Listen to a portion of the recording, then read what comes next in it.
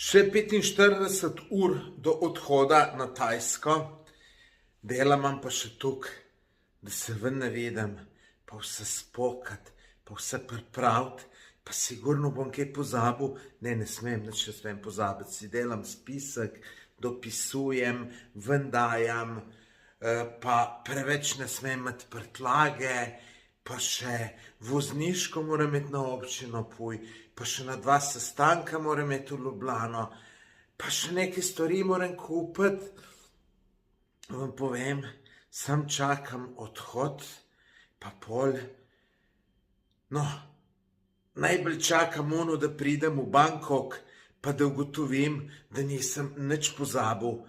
Pol se pa začenja en sam užitek. Tako da spremljajte me na YouTubu, če še nisi naročen na moj kanal, se naroči, ker bo zelo